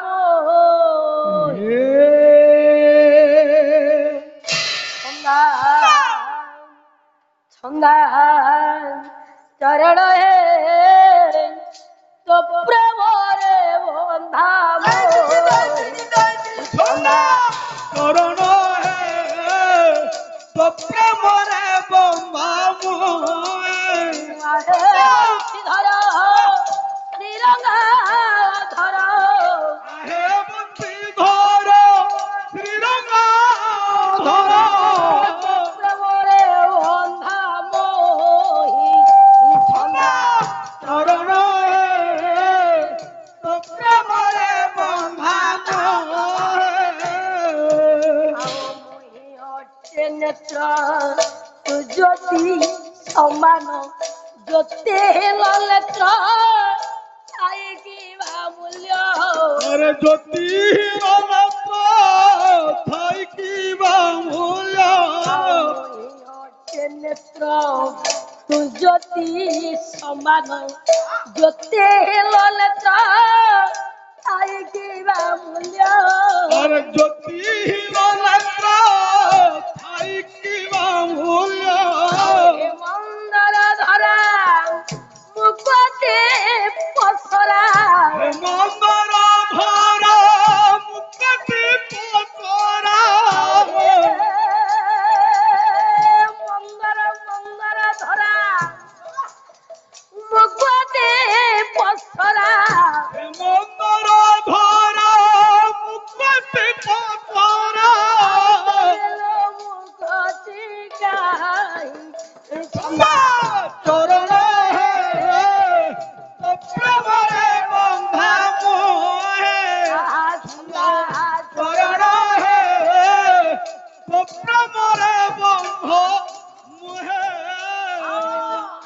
छुराई छुराई मारिबार पाई केते अभिनय करुछ कन्हाई केते अभिनय करुछ कन्हाई छुराई छुराई मारिबार पाई केते अभिनय करुछ कन्हाई और केते अभिनय करुछ कन्हाई सिंह बहिर भाव बोले दिगो दिगो बहिराधा भाव दिव्य सिंह बहिर भाव बोले दिगो दिगो बहिराधा पशु पदे स्थान देव छंदा चरण हे प्रेमरे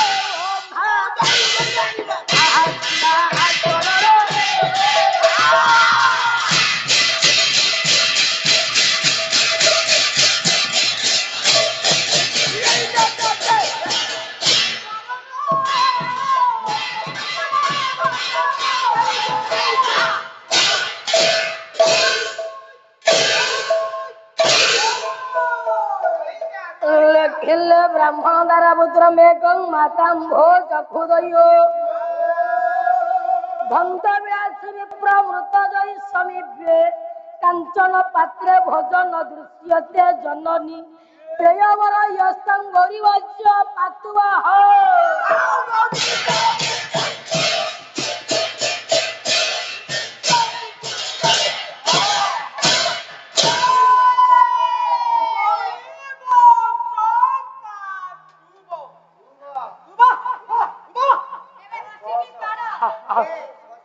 बस बस बस आद्या शक्ति परमवष्टंबी जगद्धात्री बागवतिनी मां शाला देवींकर पदकंजरे जगद्धात्री परमवष्टंबी मां विरजा देवींकर पदकंजरे दुर्गति नाशिनी अभयदायिनी मां सर्वशक्तिमयी दुर्गा देवींकर पदकंजरे ए ग्रामर अधिष्ठात्री देवी मां ग्राम देवतींकर पदकंजरे आंभमानकर अनंत अनंत कोटि भूमिष्ठ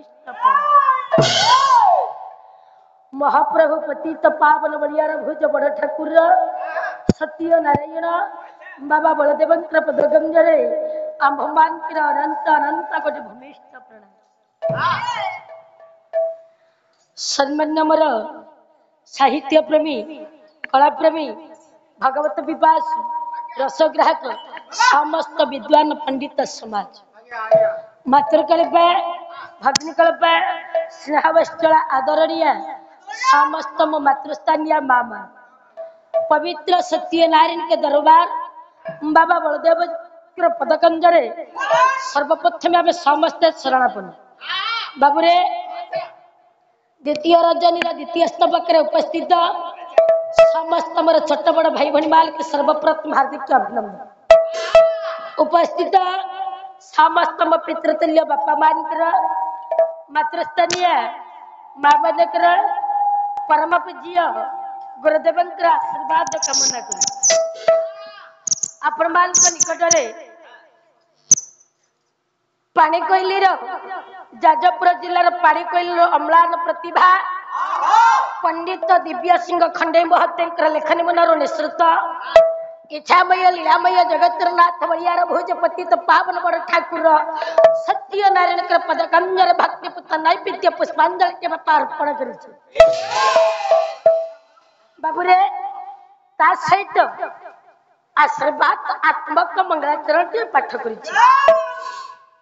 मंगलाचरण माध्यम देवता मान को आह्वान करे कल्याण उद्देश्य रह बाबू प्रथम ठाकुर गायिका मोर पूज्य पूज्यस्पदा गायिका बड़ भौणी लक्ष्मीप्रिया भौणी मोर बड़ भौणी अति सुंदर भाव पाला परिवेशन करुथिले बाबूरे मो बड़ भौणी जो पथरे जाइछंती सान हिसाब रे हमकु सही पथ देके जिबाकु पड़िबो रहा मो भौणी कहले प्रथम संसार मुक्ति पाइबा पई प्रभुंकर आज्ञा प्रभुंकर आशीर्वाद प्रभुंकर आज्ञा बिना बापा मुक्ति नहीं संसार रे प्रभुंक पाखरे सब बेले ये जीव निवेदन करे प्रभु मते भौतिक जगत मत उद्धार कर जुग जुग पाई भक्त भगवान प्रार्थना करी चले जुग जुग पाई भक्त को भगवान दर्शन देइछंती मो महाशया दास भौणी मोर कहिले अयोध्या कटक द्वारिका कटक गोप कटक चारि जुगर कटक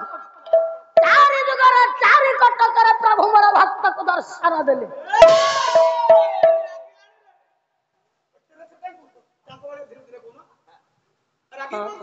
सेटा ठीक धीरे धीरे कहबे धीरे धीरे कहला बापा शुभु थिला ना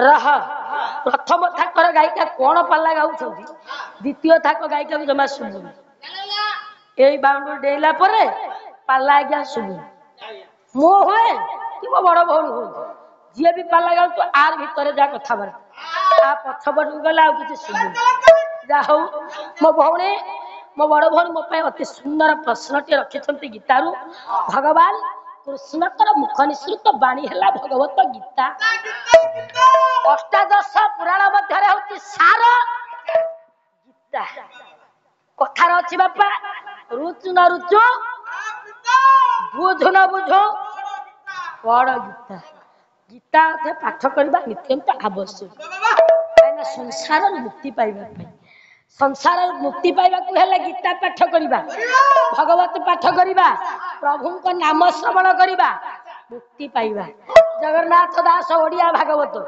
जगन्नाथ दास कौन कहले बोले भक्ति आगे मुक्ति पछाओ ये बुआ ये भक्ति दियो बोलो ये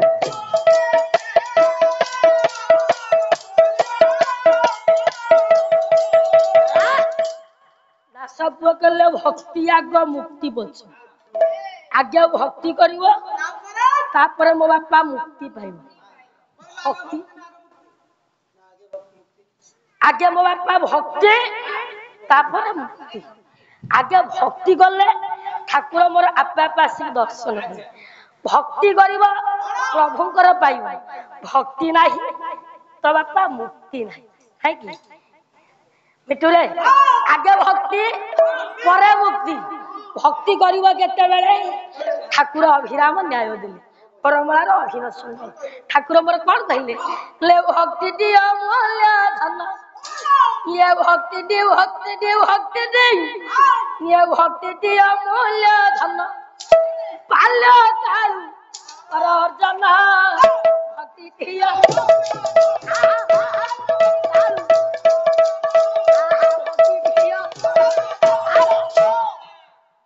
ठाकुर मोर कहले भक्ति अमूल्य धन बाल्यकाल अर्जन धन बाल्यकाल भक्ति करने को बापा पड़ो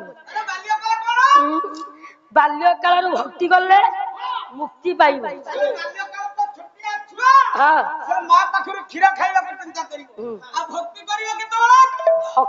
भक्ति कर जदि बापा गोटे छोट पिला को कहबा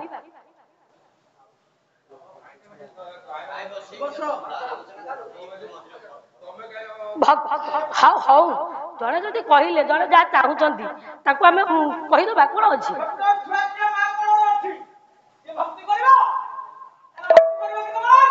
ଭକ୍ତି କରିବ କେତେବେଳେ ରାହା ଭକ୍ତି ବାଲ୍ୟ କାଳରୁ ଅର୍ଜନ କର। ବାଲ୍ୟ କାଳରେ ଯଦି ଛୋଟ ପିଲାକୁ କହିବ ବାବୁରେ ଟିକେ ଭକ୍ତି କଲୁ ବାପା ଭକ୍ତି କରିବ ତା ବୟସ କେତେ ଏଇ 2-4 ବର୍ଷ ନା ବାପା ବାଲ୍ୟ କାଳ ସେ ବୟସରେ ଜଣେ ଭକ୍ତି କରିପାରିବ କି ସେ ବୟସଟା ତାର କଣ ଖେଳକୁଦ ବୟସ।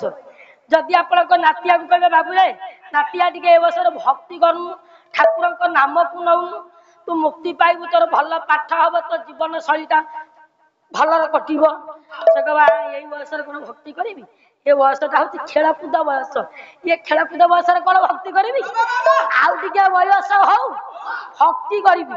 ବୟସ ଗଲା ଯେତେବେଳେ ବୟସ ବଢିଲା ଜାଣିବା ଶୁଣିବା ବୟସ ବାବୁ ହେଲା ଯେତେବେଳେ ଜାଣିବା ସବୁ ବୟସ ଉପଯୁକ୍ତ ବୟସରେ ପହଞ୍ଚିଲ ସେ ବୟସରେ ଭକ୍ତି କରିବ କି ସେ ବୟସରେ କରିବ କଣ।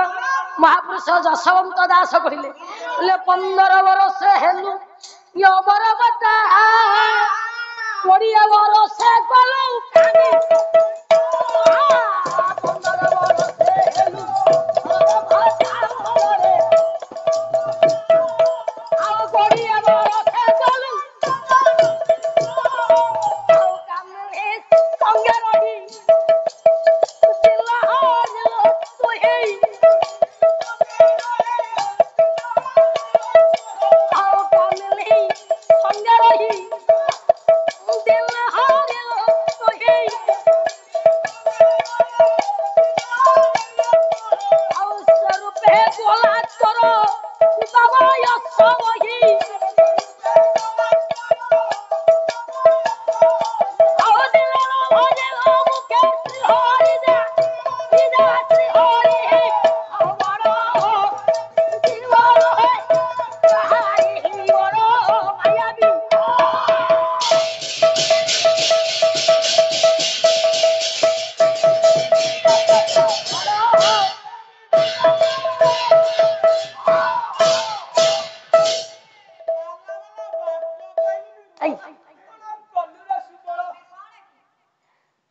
ବାଟ ପାଇବନି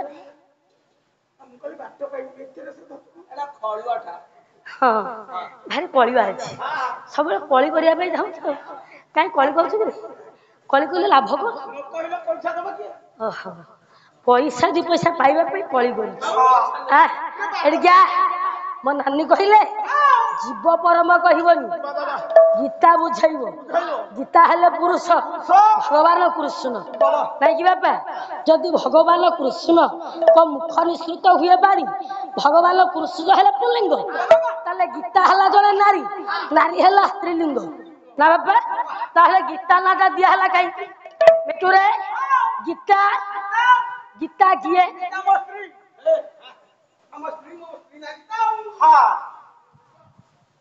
ଗୀତା ହେଲା ତ ସ୍ତ୍ରୀ ସିଆଡୁ କଣ ହେଲା ସିଆଡେ ଭୋଟ କଥା ଚାଲିଛି ଭୋଟ ଆମକୁ କଣ ମିଳିବ ଗୀତା ସେ ହେଲା ଆଜ୍ଞା ଗୋଟେ ଗାଭୀ ଗାଈ ଗୀତା ହେଲା ଗୋଟେ ଗାଈ ନାଇକି ବାପା ଗୀତା ହୁଏ ଗୋଟେ ଗାଈ ଗୀତା ନାରୀ ଗାଈ ଯଦି ହେଲା ଗୀତା ତାହେଲେ ସେ ନାରୀ ନା ପୁରୁଷ ଗାଈଟା ଗୋଟେ ନାରୀ ନୁହେଁ କି ହଁ ଗୀତା ମଧ୍ୟ ଭିତରେ ଯୋଉ ରହିଲା ସାର ତତ୍ତ୍ୱ ହେଲା କିଏ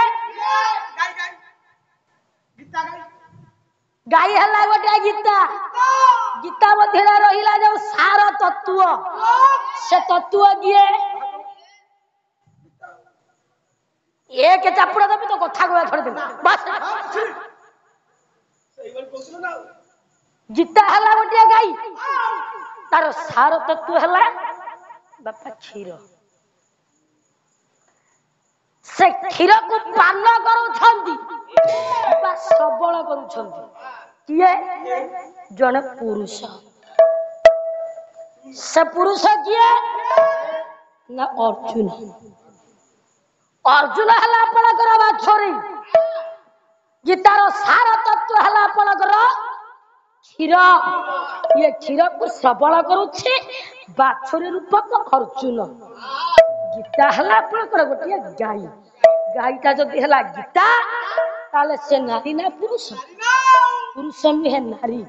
ନାରୀ ରୂପକ ସ୍ତନରୁ ଯୋଉ ସାର ତତ୍ଵ କ୍ଷୀର ଶ୍ରବଣ କରାଲା ସବିଲା ତାକୁ ପାନ କଲେ ଇଏ ଅର୍ଜୁନ ରୂପକ ବାଛୁରୀରେ ଭଗତ ପିତା ମାତା ଭଗତ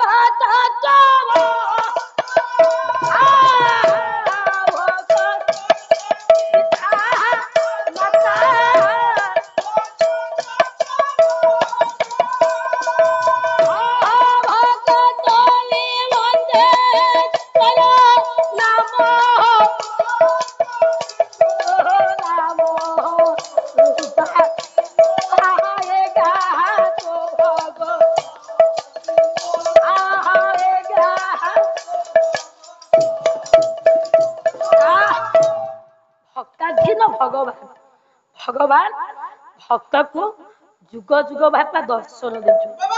ସତ୍ୟ ଯୁଗରେ ମିଟୁରେ ସତ୍ୟ ଯୁଗରେ ଭକ୍ତ ଜଣେ ଅପେକ୍ଷା କରିଛି ଭଗବାନଙ୍କୁ ପାଇବା ପାଇଁ। ମୋ ଭଉଣୀ କହିଲେ କଟକ।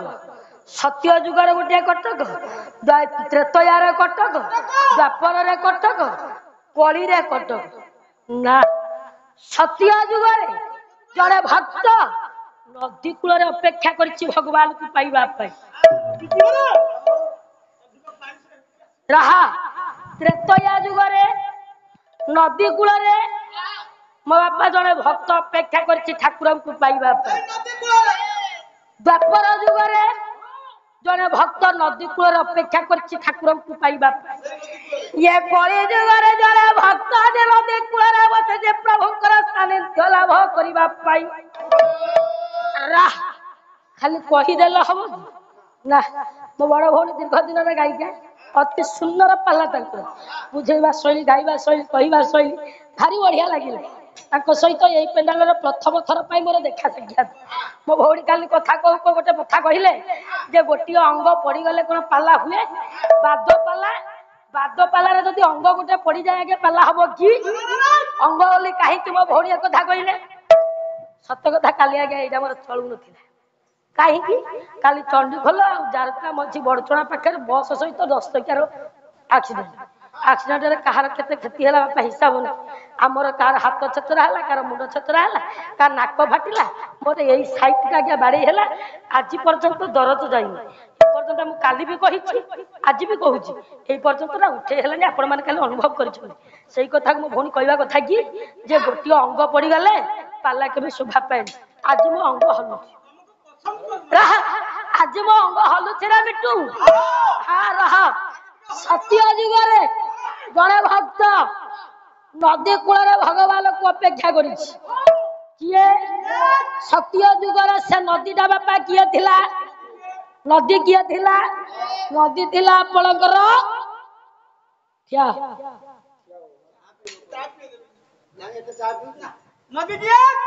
ନଦୀ ହେଲା ଆପଣଙ୍କର ନର୍ମଦା ନଦୀ।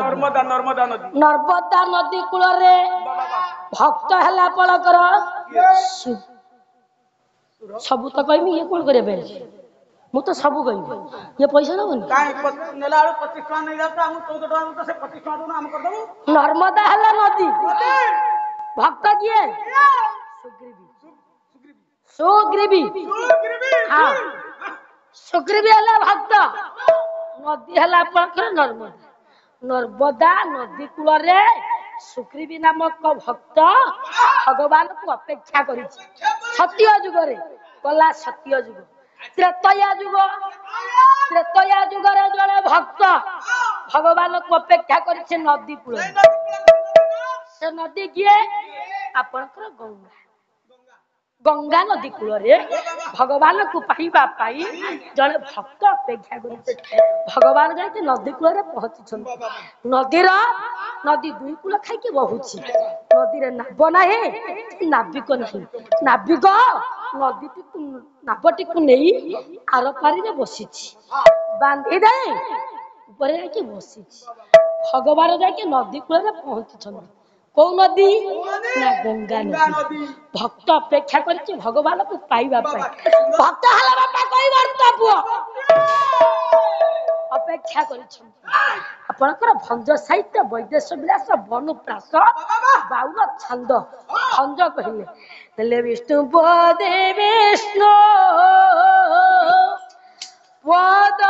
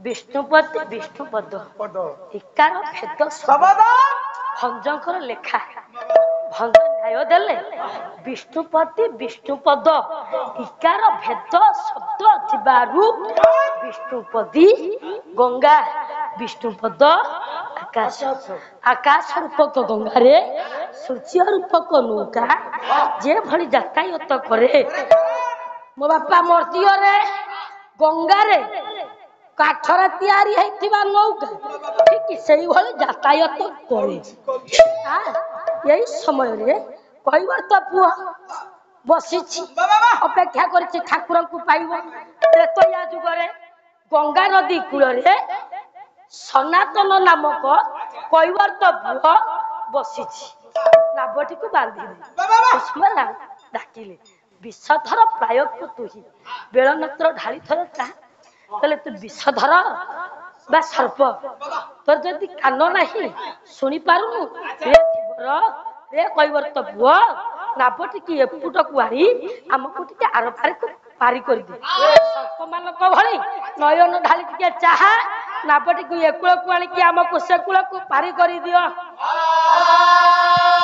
ଧୀରେ ଧୀରେ ନାଭଟିକୁ ଆଣିଲେ ରାମ ଲକ୍ଷ୍ମଣକୁ ନାଭରେ ବସାଇ ଦେଇ ଏତେ ସବୁ ଆପଣ ମାନେ ଜାଣିଛନ୍ତି ତାକୁ ଆଉ କହିକି ଲାଭ ନାହିଁ ଯାହା ହଉ ନଦୀ ପାରି ହେଇଗଲେ ଭଗବାନ ଭଗବାନ ସନାତନ ନାମକ କୈବର୍ତ୍ତକୁ ତ୍ରେତୟା ଯୁଗରେ ରାମ ଅବତାରରେ ଗଙ୍ଗା ନଦୀ କୂଳରେ ଭଗବାନ ଭକ୍ତ ସନାତନ ଦାସକୁ ଦର୍ଶନ ଦେଲେ ଗଲା ତ୍ରେତୟା ଆସନ୍ତ ଦ୍ୱାପର ଯୁଗ ଦ୍ୱାପର ଯୁଗର ନଦୀ କିଏ ଥିଲେ ଯମୁନା ଦ୍ୱାପର ଯୁଗର ନଦୀ ହେଲେ ମୋ ବାପା ଯମୁନା ଯମୁନା ନଦୀରେ ଜଣେ ଭକ୍ତ ଅପେକ୍ଷା କରିଛି ଭଗବାନକୁ ପାଇବା ପାଇଁ ସେ ଭକ୍ତ ମିଟୁରେ କିଏ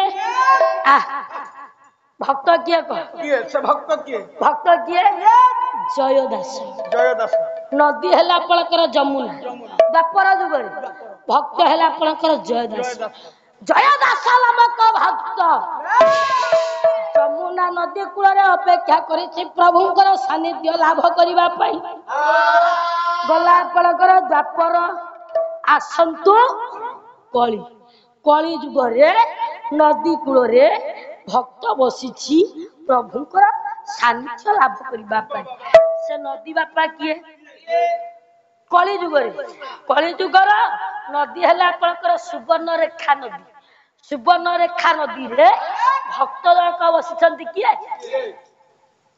धर्मवृत्ति धर्मवृत्ति है भक्त सुवर्ण रेखा है नदी सुवर्ण रेखा नदी रे धर्मवृत्ति नामक भक्त अपेक्षा करी कली जुगरे मो प्रभु को पाइबा पाई रहा गला आपणकर चारि जुगर कथा भक्त भगवान कथा पड़ी जुग जुग धरी भक्त को दर्शन दियंती भगवान बाल्य काल भक्त और भक्ति अर्जन कर संसार मुक्ति पाइबार मार्ग ठाकुर हरिकर नाम प्रभुकर नाम प्रभुक नाम को नेले संसार बापा मुक्ति पाइबा प्रभुक नाम को धैले प्रभुक नाम को श्रवण कले संसार मुक्ति पाइबार मार्ग हरे कृष्ण कृष्ण कृष्ण हरे हरे हरे राम राम राम हरे हरे 16 नाम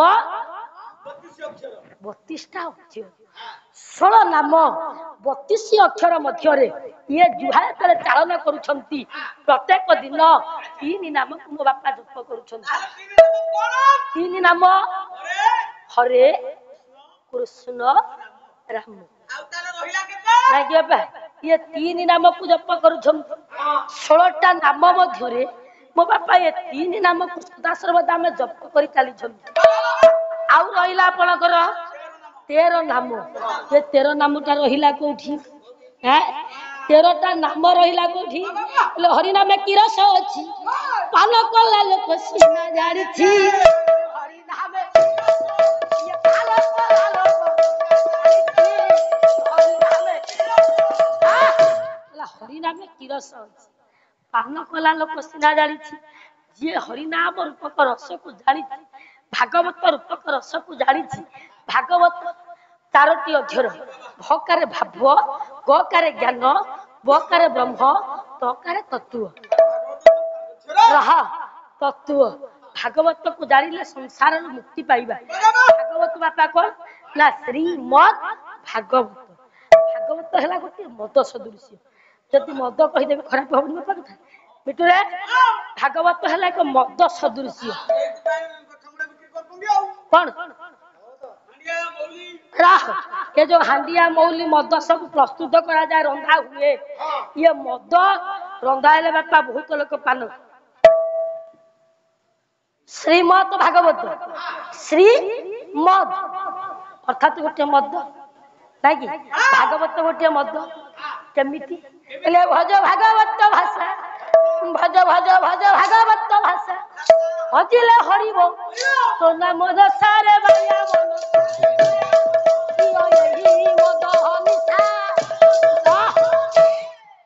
भागवत रूपक मद को पान कर जदि भागवत रूपक मद को आमे पान करिबा मो बापा मतटा जोठी प्रस्तुत करा जाए मत जोठी रंधा जाए सेठी बापा मदरे किछि बाखार देले रंधा हुए प्रस्तुत करा जाए अर्थात हाडिया होगा मौली हो इत्यादि इत्यादि मद तादेर बाखार दिया जाए ना नहीं जदि भागवत है गोटे मद ये मदर सब बाखार कौन दिगला मिटुरे ये मदर बाखार सब कौन दिगला चेरमूल भागवत ये हांडीटा होइला महाभारत